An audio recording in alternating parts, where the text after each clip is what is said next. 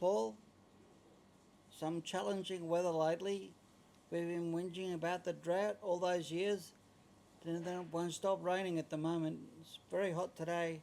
Sun is out, beating down, drying up the mud. How do the camels go in the mud? Yeah, well, Greg, we certainly this year's certainly a tester, I think, of most of farmers' fortitude and with so much water around. I mean, it's a lot of challenges with growing hay and stuff like that. The camels themselves, look, they can absorb water up through their soft pads, and continuous standing in mud can create swelling of the feet and things like that. But really, look, they adapt pretty well. There is quite a good ground cover on on there now at the moment. So from the season we've had, but look, we'd love a bit of sun and see a bit of hay put away, and that'll certainly help with our costs. Can you make silage for camels, or does it have to be dry hay? We have made silage for camels before. They take a while to get used to the texture of the feed, more so than and so we did a barley there and a wheat one year, and they do like it. We don't really have the equipment to feed it as such, but and we even did the sprouted grain there once, and the same challenge was they taking a while to get used to it, and they'd eat it, and then if they leave it, sort of that stuff goes off real quick, and then the texture changes again. So you're always fighting the sprouts would be almost too soft for camels. Yeah, look, it created some flow-on effects too. Because when they not eating it, and they love the green shoots more than the grain to start with, and then of course I think we attracted every bin chicken in the scenic rim, and eating the grains around, which then flows on to other things like salmonella and stuff like that. So nothing's ever simple. No. And Paul, as a farmer myself, us farmers, we always drive around looking in the paddock to see animals. Dairy farmers look at dairy cows, and beef farmers, we had beef cattle as well as dairy. We're always looking at the breed of cattle and what sort of condition they're in, and notice the grass in the paddock and what sort of season people are having. But camels are quite unique in a domesticated form in Australia, I guess. Even seems strange to me to drive up to your farm and see camels in the paddock. Yeah, and they're probably out of a fish out of water here. Without the trees, they love that bit of browse and the drier, more arid conditions. Certainly help them lay fat down a lot better than necessarily the green grass, lush green grass we have in this sort of area. But look, they're adapting, and we've had over 400 camels here over the last 9 years that are sort of starting to adapt. Do you find the next generation finding it a bit easier, like when they calve? Yeah, well, they certainly learn. I guess you call them calves, the little ones? Yep, we call them calves, and they learn. They do learn and adapt from their parents, so in this environment. So they may even struggle after a few generations in here to go back and sort of work out what browse is and stuff like that, And I know the different camels we get out of different areas. Some come from areas where they push trees over. Some come from areas where they don't have to, and then they don't push them over. So it's they certainly there's a history of the calves learning off their mothers. A bit like humans. Yeah, very much Watch so. and learn. Adapt to their environment. It's like why the youth crime rate is so bad in Queensland. Yeah. Got to sort out some parents first. Yeah. Well, I think it's going to be an economical issue that's flowing right back, as well. So, and that's where we are, I suppose, in the economy we're in at the moment. So it's the challenges like a business like us, which is tourism related and health related, I suppose. So Paul, this is your family farm? No, we got investors to buy this. My history is actually cattle and grain cropping out in central Queensland. So, Okay. so yeah. Which part of central? Which was your nearest town? Springshaw, out Haven't in the been there. yeah. So just south of Emerald. Okay. Yeah, out in the beautiful central Queensland area. Yeah. So yeah, we were doing Beef cattle country. yeah, certainly cattle and grain, a lot of cropping in that country. We're doing sort of regenerative grazing out there, so we were sort of putting all our animals together and rotating them around, and we had a few camels with them to use that bacteria in their gut to pass on to the cattle. So that was our initial sort of first touch with camels, I suppose, some 20 odd years ago. Okay. So on this property here, was this a beef property before camels? No, they did a bit of beef, but it was actually a racehorse stud. So Okay. it was the Glengarry thoroughbred stud years ago. Went back right to the Chevelle family, who actually had dairy cattle. And in this big barn up here, there was a historical story of it being the first place to do a on-farm cheese. Would you believe, out of beef or dairy milk? Yep. And then it was nearly sort of 50, 60 years later, we did the first ever camel cheese there. Oh, nice. So yeah, history's certainly done few little turns at Summerland. So, Paul, you are still in a family business, although grew up at another farm, moved to here. Did you have any other family members working here with you? I have nearly all my family. So yeah, my wife works in the business, and my kids are generally doing. My eldest son does a lot of the vodka sales, so on our market days, and I've got the others doing pick and pack and the shop on different days. So yeah, we try and razzle them in as they go through their school. They've all finished school now and they're starting university, so yeah, they'll hopefully be around for a little bit longer. So the camels was your idea? Yeah, look, we got into it, I suppose. I mean, going into beef about 10, 11 years ago, I was actually going back into beef because I sold out of a beef property, and then we were going to get back into it, and I got sidetracked by someone who wanted to do this project, and we looked into it as we were doing beef. A lot of the guys we were trying to raise money from, particularly in the Saudi, that were very interested in food security and investing in Australia for that sort of thing, and they kept saying that was when the camels were all getting culled, and they kept saying, why can't someone do something about camels in Australia? And it was, it happened so many times over a 12-month period. It sort of was, in the end, we thought, well, why don't we put it together? We'll model it up, see what we can do. Dairy intolerances were becoming a big thing. And, eczema and psoriasis was also a big thing, and they're linked to gut-related issues. For people that don't know, camels are kind of like big goats. Yeah, pretty much, yeah. So they're very intelligent. Yep. Too smart. Yeah, can be a bit, yeah. So and they're not flighty animals, they don't run away, which goes against them a little bit in a culling program, because, and we just felt that Australia is the only country with a disease-free status that has camels, and we just thought, what a wasted opportunity if we were to shoot these animals out, because we brought them over here in the 1800s to do a lifting heavy things job, they were great for transport and across an arid country.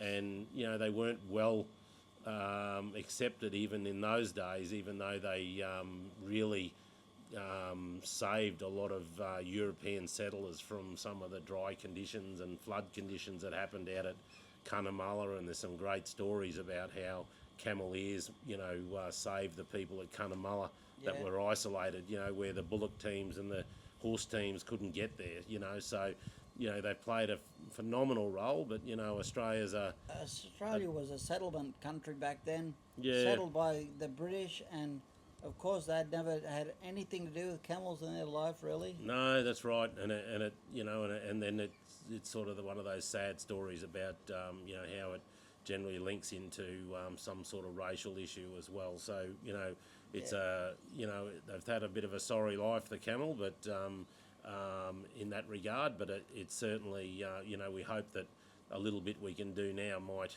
actually save the genetics that we currently have in the country. So, Paul, you're a bit of a pioneer with what you've done. A lot of incredible amount of research and development into your products. And as you were saying about dairy intolerance, the milk itself is like goat's milk and sheep's milk. The people that have genuine problems with lactose, the camel milk doesn't have the same issues. That's right. So camel milk doesn't have casein in it, which is the one that everyone has the issue with. So casein is It's attached. a protein. Yeah, and it's attached to lactose. So it can be diagnosed as a lactose intolerance issue, but it's not really. It's actually camel milk does not have any casein attached to the lactose. So cow's milk does, goat milk has about half as much, and camel milk has none. The other thing I found, Paul, from our own experience with for real milk was the processing by the big companies, what is causing a lot of lactose intolerance. Like a lot of people from Asia, they get sick on processed milk. Yep. That's been completely destroyed. Yep. Yep. Broken down into particles that the body doesn't Recognise. understand. Yeah, and I think that's from a gut health issue. People, and I mean from feeding animals all our life. Yeah. What we've had to learn to feed animals and fibre length and Getting back grains to real food. and all that, and overlaying that with humans. And I mean, you smash up something, a whole protein and a whole fat, and smash it up into a million pieces, and expect our gut bacteria to recognise it. It goes in there and they go, I don't know what this is. So it reacts in different ways. Is it friend or foe? It's it's supposed to, so it's got to try and Our defence systems try and mutate. alerted Yep. and tries to block it from doing damage. That's right. So and it gets confused, and that's why Yeah. we have so many health issues today with highly processed foods So, across the board. Paul, this is a dairy farm, just like I was a dairy farmer. Yep. But camels instead of cows. Most of your market for milk now, you're exporting quite a bit, and you're powdering the milk. Yeah. So Any fresh milk export market, or is that too difficult? yeah, look, we're trying to get our export accredited license now for fresh milk. So so there's a lot of challenges and a lot of costs go into. The worry is at the other end too. Do they keep it refrigerated, or does it get left out on the dock? And Yeah, look, and we haven't even attempted to do the export stuff with milk. I mean, we can't even get it around Australia without them leaving it in a on a hard stand dock. It's just it's been a real challenge. Cold chain logistics in Australia is particularly for small operators where you might only be moving a pallet at a time. It just does not. It's a real challenge. We've lost. I think they put it in the markets. too hard basket, and we'll still dealing with this stuff if we let it go off a couple of times. Yeah, and I think it's Sorry for being too cynical. yeah. Well, I think it's trying to automate everything, and then there's no human involved in seeing a pallet of milk sitting there that got missed or whatever, and no one can make that call. So it's we've found it really challenging to get product around Australia. We send cheese to America. We've it's not as sensitive as milk as you know. So and powder's a lot. That's why we're sort of going to those longer shelf life, shelf stable products just to get away from cold chain logistics. So it's a bit of a nightmare. Can't really beat the system. You have to work with the system that exists. Yeah, that's right. And then that's As you said, your son is selling vodka. I do hope he doesn't drink half of the profits.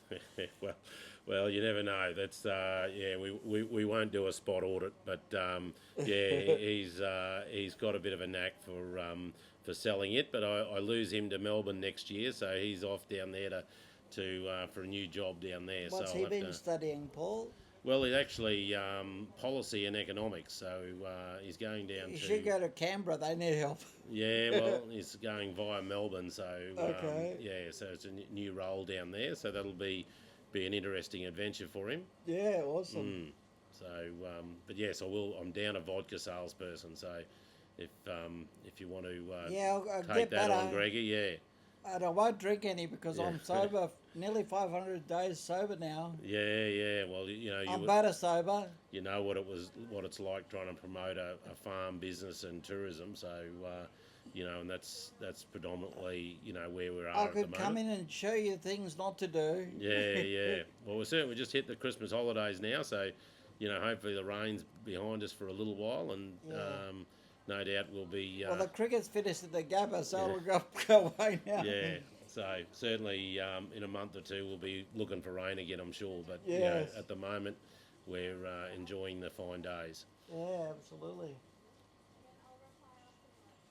There's the other challenge is it needs to stay fine to make hay on a farm. It's been terrible weather for making hay.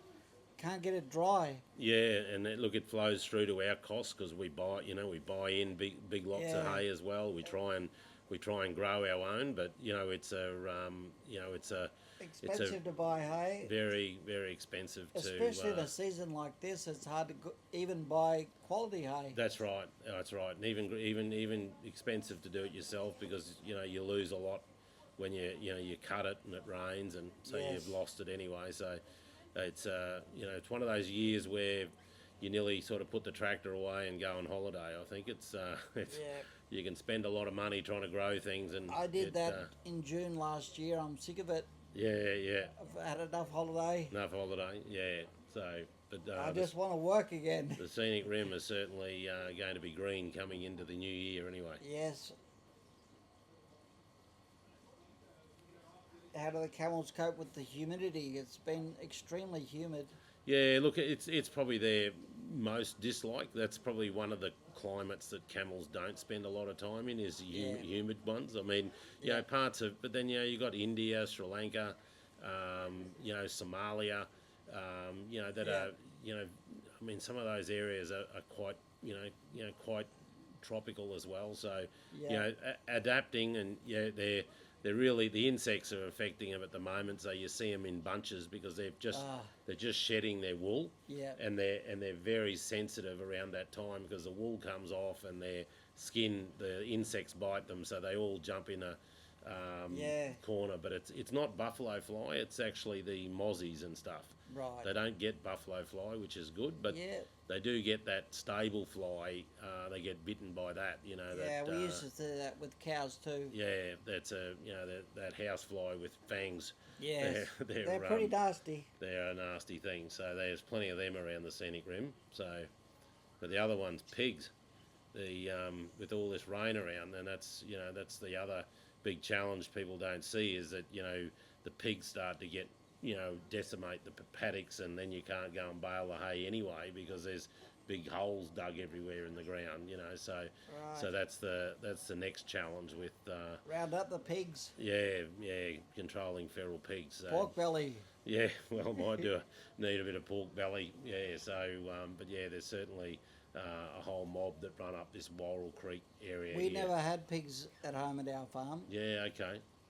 So so it's, I suppose one of the big threats for foot and mouth disease in Australia is going to be feral pigs. But the beauty about camels is that they actually are the only animal that can get over foot and mouth disease. Okay. So it's another little string Yeah. to their bow, I suppose. Being And Paul, although they are milk producing animals, at the end of their life, they also meat. Yeah, so I mean, a lot of the dairy camels, I mean, they'll live till 20, 30, 40-year old, so they're going to be fairly old by the time they get to the end of the dairy. But That's okay. Put them in the slow cooker. yeah, so we've got we have started meat. I mean, part of our biggest challenge here is getting camels back onto the livestock register. So in the 1930s, they were taken off the register and classified as feral, Oh. which the challenge is, so we can't go to the government and get research money for meat and milk and stuff like that, but we can go and get money to cull them. So we need to try and change Crazy.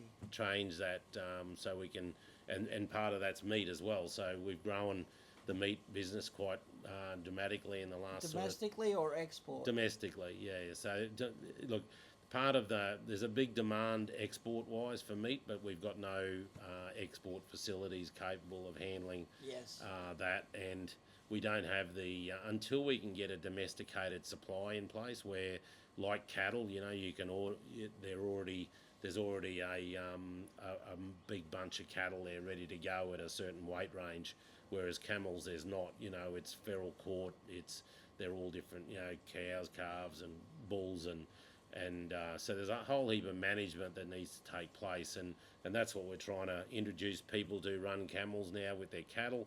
If they can get, not everyone wants to milk, so if they could certainly supply a meat market, I'm sure people would find a place for camels in their co-grazing with their other livestock, particularly where they've got trees and woody weeds and things like that they want to control. Yeah.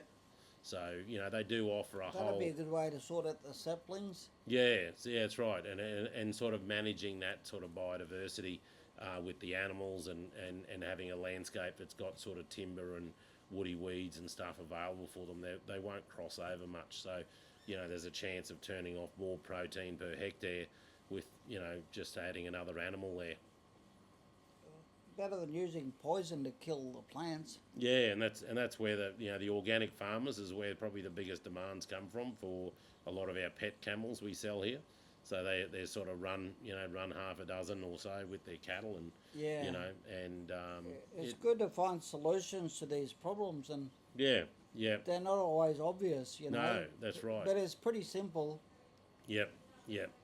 We can figure things out if we actually make an effort. That's right, and it's just opening up those markets and those opportunities, I suppose, of where the animals can go. Because I mean, just in the 5 years or so we've been doing meat, the farmers are now starting to sort out their herds out there that have got camels, and they're managing them better, and they can get rid of the older ones, and so now we're getting some structure around how people are farming them. So whereas before it was sort of we just grabbed the biggest ones we could, so we're actually starting to see that. So if we can get that happening enough, then there'll be hopefully in a couple of years' time there'll be enough supply chain locally out into central, northern, western Queensland, out in that region where we can supply an export market.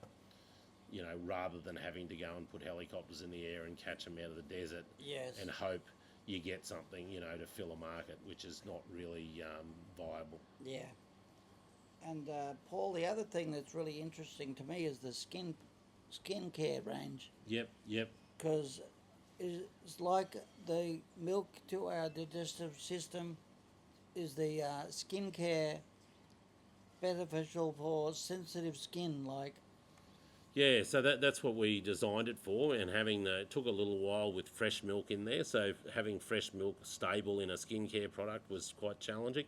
And you also need to lose the pretty fragrances.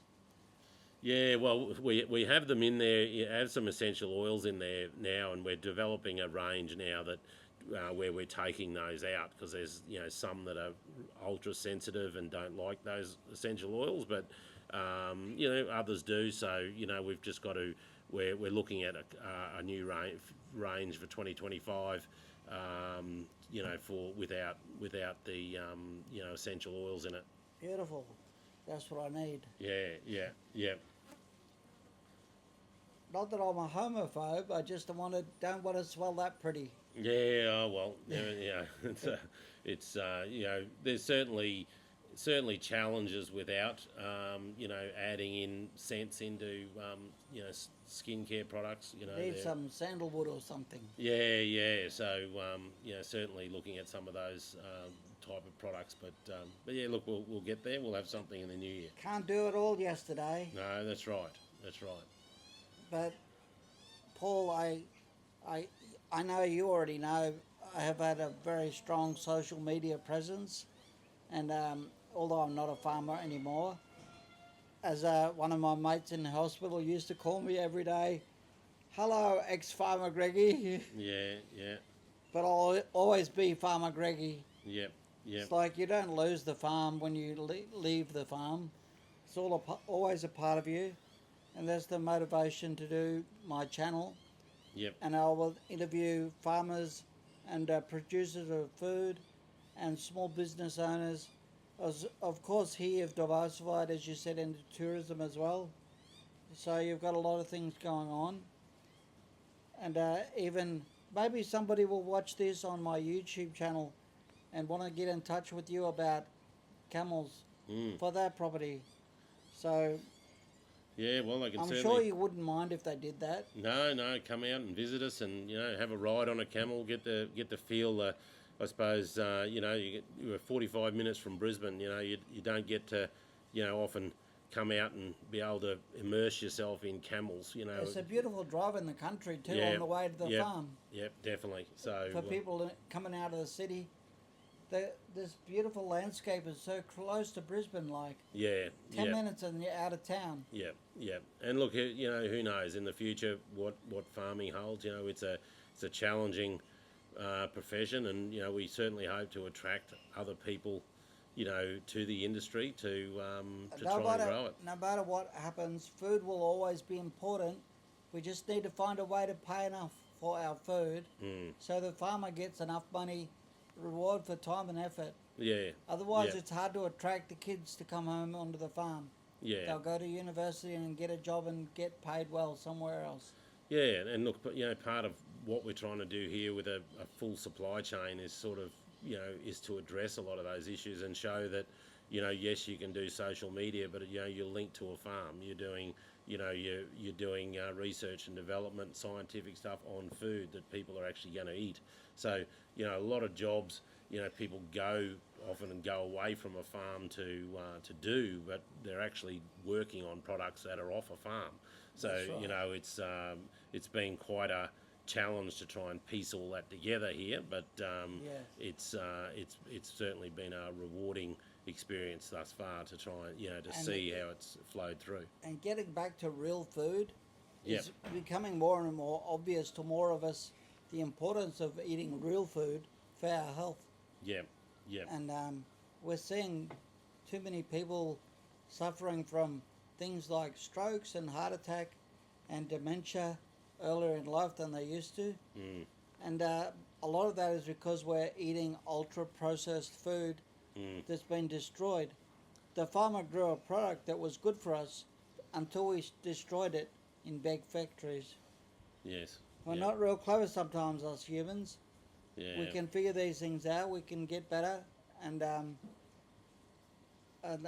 I'll also just mention here, if anybody watching knows a farmer or is a farmer or would like to share their insights with me, and I can post it on my channel. And I'll also be interviewing small businesses locally and musicians. I'm going to interview musicians as well. I think I was a DJ for 15 years right. as well as a farmer. But I think music is a very important part of our lives. This therapy. When Yeah. when we're down, we listen to certain songs, and the musicians battle just like farmers do to Yeah, yeah. get paid enough to do that as their living. Yeah, well, we certainly, I suppose it's one of the joys we have here running our market days, and we have some local talent that we put on singing on those days, and, Awesome. and seeing them over the last 5 or 6 years grow and, become, the musicians they are today, it's certainly, we love supporting that, and, it's, I do have a daughter in the, doing opera singing Wow. so I do have a little bit of an idea of what they're going through. What do and, you sing yourself, or does she get that from Oh, other side? yeah, no, sing any chance I get, but yeah, I think she gets a better part of the singing from her mother. But a little bit of opera singing actually in our history going back on my father's side, which is which is quite interesting. It's poking its head up Nice. around. So yeah, it's good. But yes, they have some challenges like our arts and drama. In Australia, it's just it's a very hard place to do business when there's just not the people. Yeah, small population. Yep.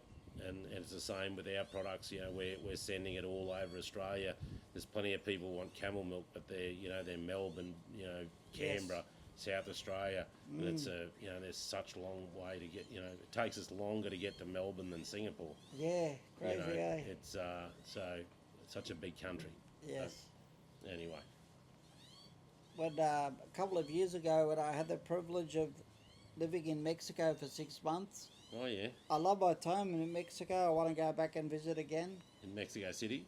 I was actually Guanajuato City, just northwest of Mexico City, Okay. and my Airbnb host family took me in, treated me like family, Yep. took me around, showed me a bunch of places, and Yep. we used to eat together quite often, have a beer on Friday afternoon, and Yeah. took me to the tequila distillery. I told them I haven't drank tequila for 20 years. Had too many shots of that when I was in my 20s. Yeah. Yep. Yep. Not good. No, they do. In Mexico, they sip it. And the tomato, they do the tomato juice afterwards too. Oh, I But, didn't do that. Oh, yes, that can. I be did a- lots of chili. Yeah. I actually was eating more chili than the host family before I yeah, left. Yeah. And they were like, oh, that's too hot for us, Greggy. Oh dear. No, I've done a little stint for a week over there. We had a family wedding over in Mexico, so it was In Mexico City? city. Or? Yeah. Quite It's a an big city. interesting experience. So. But, The people are so friendly. Oh, and so many cars. Yeah. Oh my God. But anyway, it's yes. You're not exporting to Mexico just yet, eh? No, just San Francisco in the US, and Oh, nice. and our powder. We opened up, of all places, Canada to export our powder to, and the minute it got there, their post office shut down with they've been on strike for the last, I think, 8 weeks or so. So we've got this massive backlog of powder that we've sent over No. in the last couple of months. So Which part of Canada? Which province? I was going straight into the city as far as into Canada. I'm not quite sure, but yeah, Okay. it was. But the whole of Canada's had been on a postal strike. Oh, So bad timing. We opened up used one of the new market grants to get over there via e-commerce, and we picked Canada because it had to be a new market. We hadn't cracked it yet, and so Good stuff. Of all the ones we picked out, they had to go on strike. But anyway, just about employed someone full time in the return messages. Oh. Getting online and working out where all their stuff is. But anyway, So if you have a small business in southeast Queensland and you would like to be interviewed by Farmer Greggy, I will promote you for free on my channel. I'll offer my content for free, and as long as I can, but at some point I'll probably need to look for subscriptions. At the moment it's free to subscribe and like and comment. That helps the channel be seen by more people, so that would be awesome, because I can't go back to my old jobs for the foreseeable future, so I'm trying to find a different way. I don't want to live in the pension. There's no life on the pension. yeah, As much as I appreciate having the disability pension, it's only just existence. yeah. Just enough to buy food and rent. Run out about once a week. Yeah. Yeah. Oh, well, it'd be good to see it get up and going. Thanks, Paul. Very good. Thanks so much for your time today. I really appreciate it. No, thank you for coming out. You've got me out of a bit of welding for an hour or two, so I we'll have to go back at it. I wish you all the best with your future endeavours with the business. I know you've always got so much going on. I can't get my head around what you've done over the past few years. Yeah, It's yeah, amazing. yeah.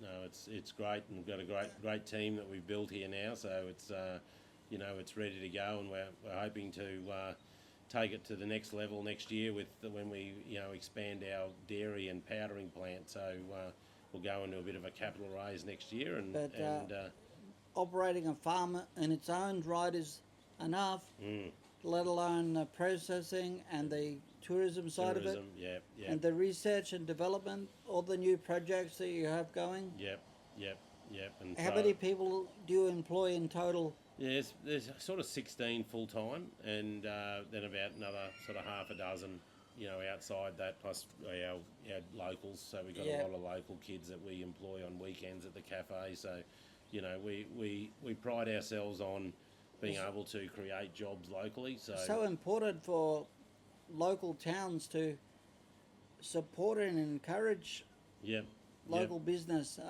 small business. yeah, Employs far more people than big business. yeah. Well, and it's local.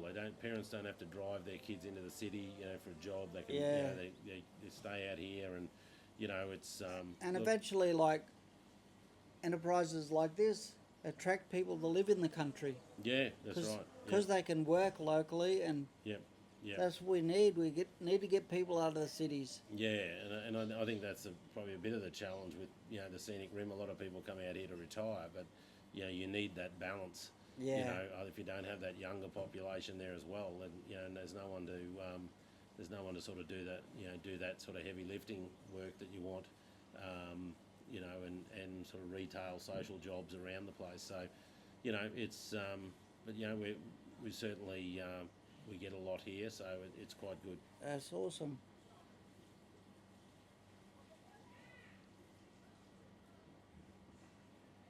I was just thinking about the musicians you get for your market day. Yep. Have you ever had Silk and Oak? Yeah, well, Silk and Oak, we started with them right at the beginning. Yeah. They're my cousins. Yeah, yeah. So they're awesome. The boys have come a long way, and they do they're our main event at each market day. Yes. With Silk and Oak, and then we've started with a few of the younger ones around the cafe on our farm trail days and things like that, when they're sort of just a jukebox and a guitar and a microphone style thing. Yes. So just to give them a little bit of income and get them out, and see it. So I can't believe I've just got a mental blank. The brothers, Troy and who's the lead of Silk and Oak? Forgot his name. He used to spend a lot of time on our farm when he was a kid. yeah. He used to sit out on the veranda at Mum and Dad's house practicing guitar. Yeah. He was so good on the guitar. Yeah, no, they do a great job. Yeah. So, They play. hopefully might do a music under the stars here with the Camels one day. Oh. It's certainly something we'd love to do, but as you say, you can't do it all, and we've got a fair handful on what we're doing at the moment. So Yeah. But you never know. Ricky and Troy. Sorry, Ricky. Yeah, there you go. They play each week at the Royal Exchange each Sunday Oh yes, in Brisbane. Yep. And I haven't got to visit Haven't got there yet, right? because I come down and go to church every Sunday, and Yep. like I said, I'm struggling with the travel. Yeah. It's too big. By the time I get home, I just need to go to bed. Yeah. That's where I'll be heading after I leave here, Paul. I've just Straight to bed. pushing through. Yeah. Oh well, you've done a good job. So Thank you. Thanks for Thank letting you us be for part. multitasking. Yeah, no, thanks for letting us be a part of it, and hopefully we can certainly, if people have seen this and come out and see the farm, drop in and say hello and So, say Paul, your tourism, you're open every Saturday? Oh, every day, every day. Every day yeah, now. 7 days a week. Wow. Only Christmas and Boxing Day we have a day off, and New Year's Day I think. And Too hungover. Drinking too much vodka. well, that's it. We'll just watch the cricket, but yeah, we give the staff a few days off. But yeah, You do the camel rides? Is that every day? Is it? Yeah, through the school holidays, it's every day. Okay. Yeah, so normally just Friday, Saturday, Sunday, but Another one of my support workers said she come here recently with her family, and I said, "Did you ride a camel?" She said, "Yes." I said, "Long way down, isn't it?" Yeah. They're pretty tall. Yeah, yeah, yeah. She loved it though. Yeah, well, we got the two army. I can't see them over her shoulder, but the army have two camels as their mascots. You know, Penny and Vernon. Oh, nice. And they're just dropped them off yesterday, so the army can have a week's holiday without feeding their camels. So Oh, nice. they're so that links it back to the transport division. So they're the mascot for the Australia's Army Transport Division. Oh, good So stuff. so yeah, there's quite a with Amberley just down the road. It's Yes. yeah, it's quite an interesting link there back to our early soldiers that especially with the Chevelle family and their history in setting up the Camel Corps. So, Nice. but anyway, we better give you a spell, Might wrap Greggy. it up, eh? Yeah, Thanks righto. so much, Paul. No, thank you. Good on you. Thanks, See ya. son. Cheers. How's the arm going there? Pretty good.